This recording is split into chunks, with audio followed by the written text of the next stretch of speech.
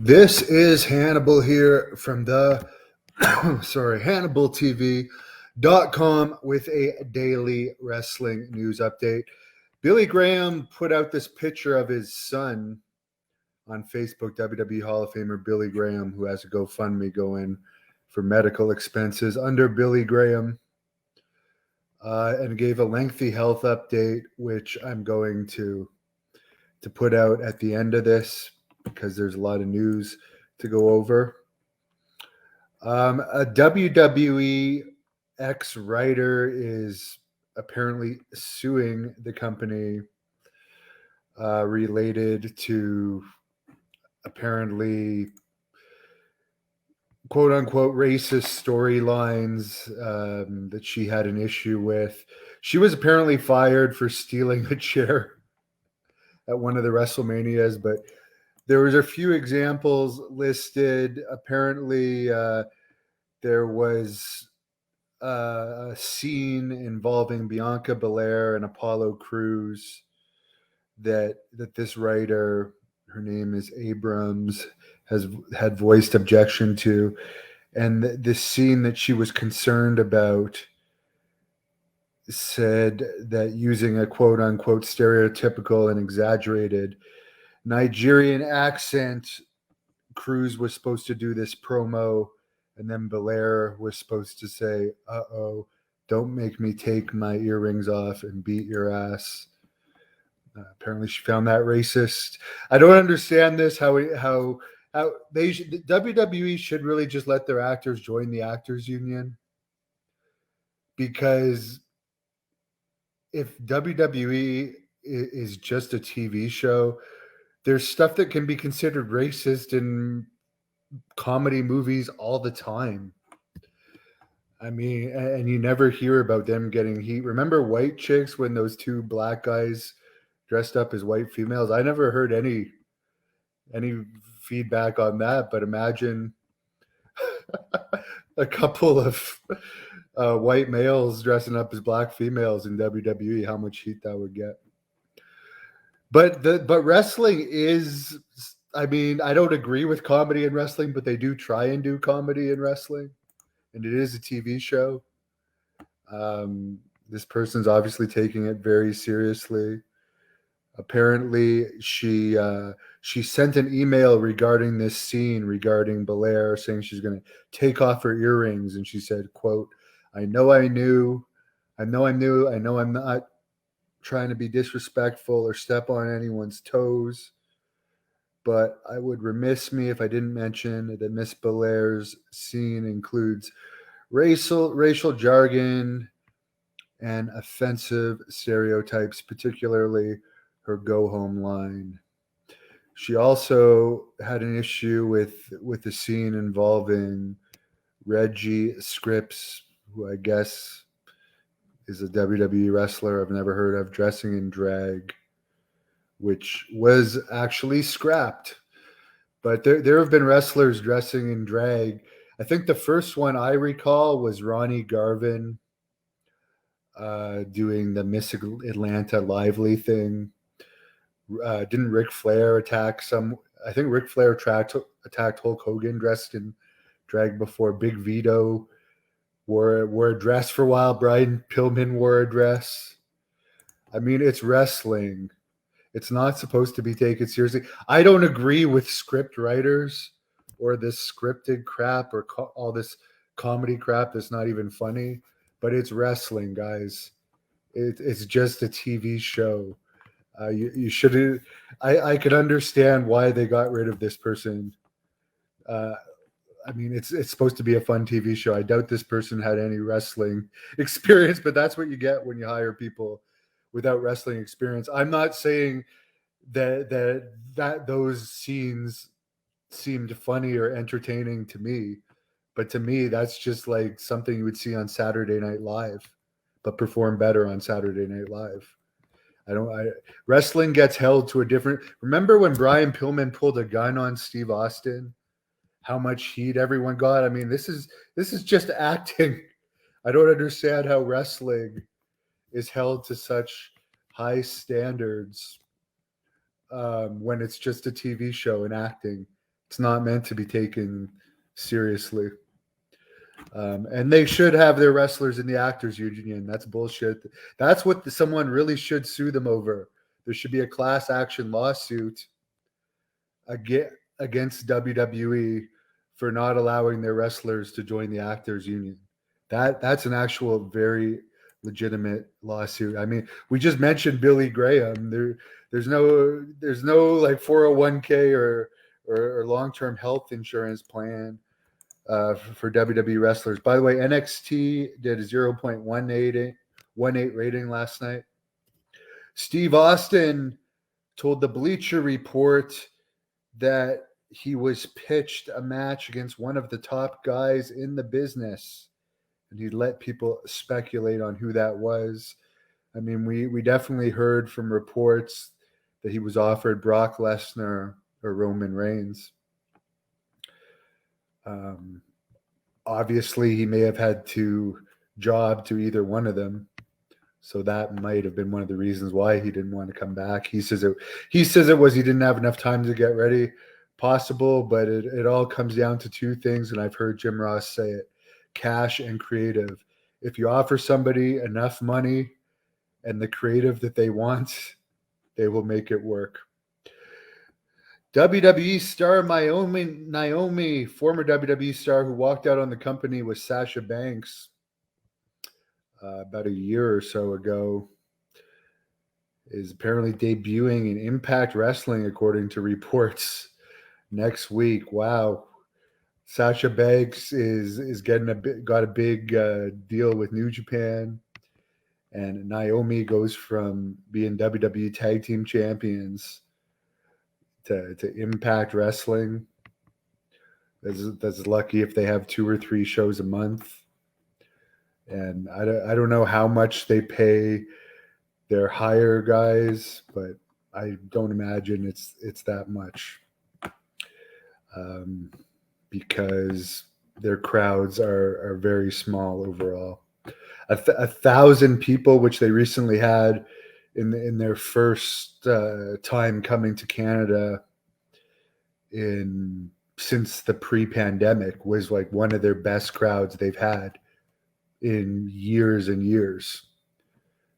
In Atlanta, for one of their TV tapings recently, I read, I mean, they were letting people who bought tickets from the pay-per-view come to the TV taping free, and I think they had something like under 200 at Center Stage in Atlanta. In Albany, they definitely had under 200 for their TV tapings, where they had to delay the show due to not having an ambulance. Anyways, I'm just saying, it seems like a bad decision by Naomi, but at least she's married to a wrestler that's getting a lot of money.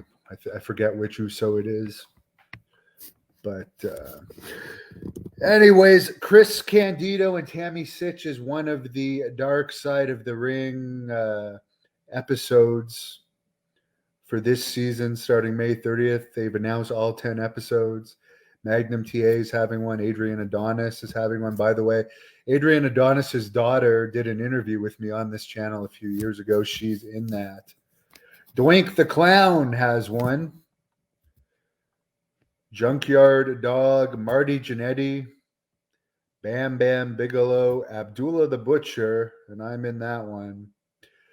There's one on WCW Bash at the Beach 2000, and the Graham family from Florida. As far as Buff Bagwell, like DDP, basically there was a deal in place, and it doesn't look like Buff is gonna live up to his end of the deal. And if he doesn't live up to his end of the deal, I'm not gonna live up to my end of the deal. DDP's trying to help Buff out, but obviously he's still having issues. The Blood Hunter picture with Big Cass is great. Yes, Big Cass and the Blood Hunter were supposed to have a match in June 2021 in Dallas, Texas. But Teddy Long canceled it. And that company, SWE Fury, had so much momentum before Teddy Long basically fired the Blood Hunter. And then the whole company was out of business within months. A company that had so much promise. But yeah, it was supposed to be Selena De La Renta and the Blood Hunter and big cast with Melina. There was going to be cat fighting going on the outside, and great. They were building up that Blood Hunter and Cass match, but good for Big Cass. He's back with the AEW. But back to Billy Graham. I'll read you guys what was posted about him right now. Posted last night. They said, and by the way, his GoFundMe is just under Billy Graham. You can search it up. It's been 4 months since Wayne has been in the hospital. He's either been or in the rehab center or in the hospital. It's been 4 months since he's been home. Due to ongoing issues, he has now lost 80 pounds and continues to struggle with extreme weakness. The osteoitis infection in his ear, skull, and sinus cavity remains his greatest challenge. He's on strong IV antibiotics 3 times a day to treat this, and an infectious disease doctor said he will need to be on those at least 3 more months. As a result of this infection, he is currently completely deaf. We're praying this is temporary and we will resolve this infection once it's properly treated. He has also suffered with kidney issues and been on dialysis. This is in addition to Billy having heart and lung problems. And being in bed for 4 months has led to severe depression. His financial situation has become dire, and insurance is only covering part of his treatment. His rehab care is $200 a day out of pocket. Unfortunately, both Wayne, Billy Graham's real name, and his wife Valerie had COVID 2 months ago. And in Valerie's case, she still has COVID and has been on a leave of absence from work, so she doesn't have any work coming in. She's undergoing a lot of emotional strain, which sadly she's had to go through her entire life. But this is causing her more emotional strain. And Billy Graham's GoFundMe link, I'll post it on the screen right now. A good case Billy Graham would have had was suing Hulk Hogan for gimmick infringement. Took so many things from Billy's repertoire. By the way, that's Billy Graham's son. So good to see that he went to see him in the hospital. But yeah, that's Billy's GoFundMe. Someone says Teddy wanted Blood Hunter to face the Undertaker. I don't know what Teddy Long's problem is. He was a horrible booker. I admit he was a good manager, but he's a horrible booker. Kevin Sullivan is a great booker, but as good as Kevin Sullivan is as bad as Teddy Long was.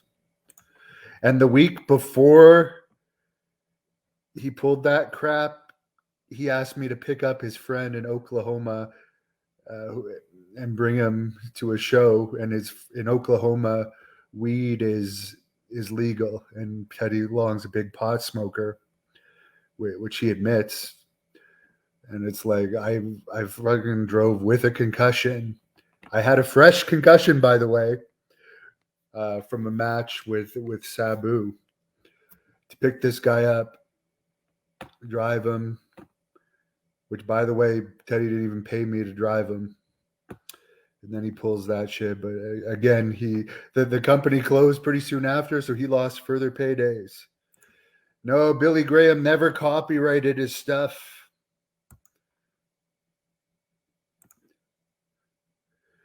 Don't be sorry for me. I always land on my feet. It's just too bad for everyone involved with that.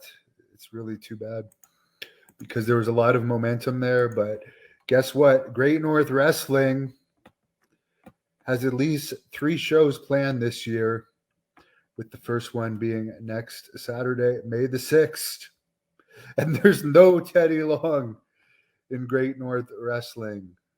There definitely is a Kevin Sullivan, a Blood Hunter. James Storm is going to be on the card. Wes Briscoe, Jeremy Prophet, and Jessica Black, who just competed in AEW, Canadian Legends, the Bruiser in Vance, Nevada, Ayatollah Ben Hammond, the Greek God, and much more.